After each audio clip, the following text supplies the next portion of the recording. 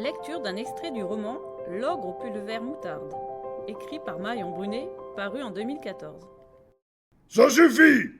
A hurlé l'ogre. On a reculé d'un coup, la trouille au ventre. Voilà, on avait fini par l'énerver avec la liste de nos malheurs. Sûr qu'on l'avait vraiment mise en colère cette fois-ci. Il s'en fichait pas mal qu'on soit heureux ou triste, qu'on ait une vie douce ou bancale. C'était un ogre.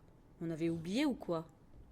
J'ai regardé Johan d'un air désolé du genre « C'est la dernière fois qu'on se voit, mon pote. C'était chouette d'avoir croisé ta route. Rendez-vous au paradis des guerriers. » Il m'a rendu mon regard, a écarté les bras comme pour répondre. « Oui, on a fait ce qu'on a pu, vieux frère. Maintenant, on va morfler. On a épuisé nos jauges de vie, et Kratos est décidément plus fort que nous. » Mais quand on a reposé les yeux sur l'ogre, il avait rentré sa grosse tête dans ses épaules de Hulk version rouge. Sa longue barbe en broussailles lui balayait la poitrine en mesure avec son menton qui tremblotait. Il a crié et sa voix toute vibrante a résonné fort dans le petit bureau. « Moi aussi j'ai eu une enfance difficile !» Mince alors, je ne l'avais pas senti venir celle-là. On avait déclenché une crise avec nos histoires, une crise particulière. Alors j'ai glissé, en prenant un air attentif et compatissant, et toujours un peu stressé aussi. « Ah bon ?» Bah oui.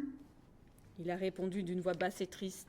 J'ai vu ma chance de lui faire penser à autre chose qu'à nous croquer, alors je l'ai aussitôt relancé. Mais pourquoi ? Parce que... Non, je peux pas vous dire, j'ai trop honte. Johan a tranché.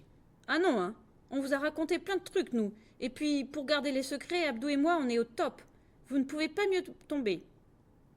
L'os s'est frotté les oreilles, de poil à frire, et s'est laissé tomber sur sa chaise. La chaise, elle, a failli se briser sous son poids, mais a tenu le coup, dans un concert de grincements et craquements. Il a relevé la tête vers nous, piteusement. J'ai un tout petit nez. Quoi ?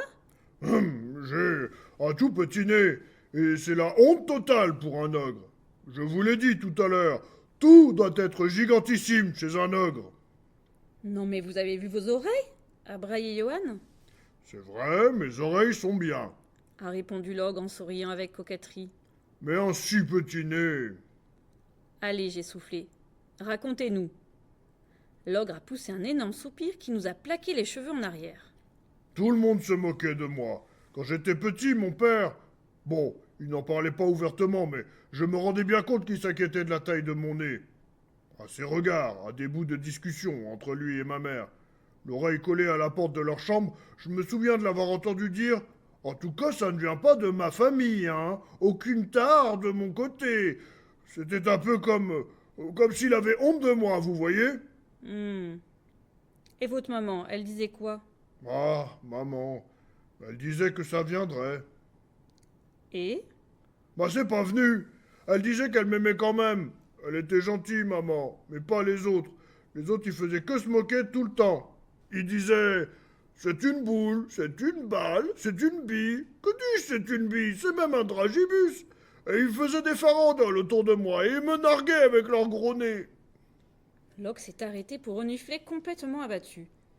Écoutez, monsieur, il n'y a pas que le physique dans la vie. Ça, c'était Johan qui n'a jamais digéré ses farandoles à lui, quand les grands l'appelaient le mouton à cause de sa tignasse toute frisée. Oui, c'est aussi ce que disait maman. Mais pourquoi vous l'avez quittée, votre maman ? Elle avait l'air gentille. Ça, c'était moi. Il a bombé le torse. Pas eu le choix. Enfin, c'est une longue histoire. Mais on ne peut pas passer toute sa vie avec sa maman, de toute façon. Les yeux dans le vogue, il a émis un gros soupir. Et une copine ? Vous avez pas une copine ? Mince, j'aurais mieux fait de me taire.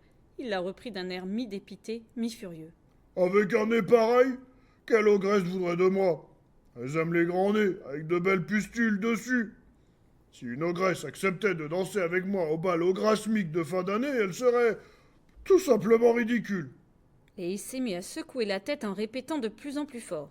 Ridicule, ridicule, ridicule.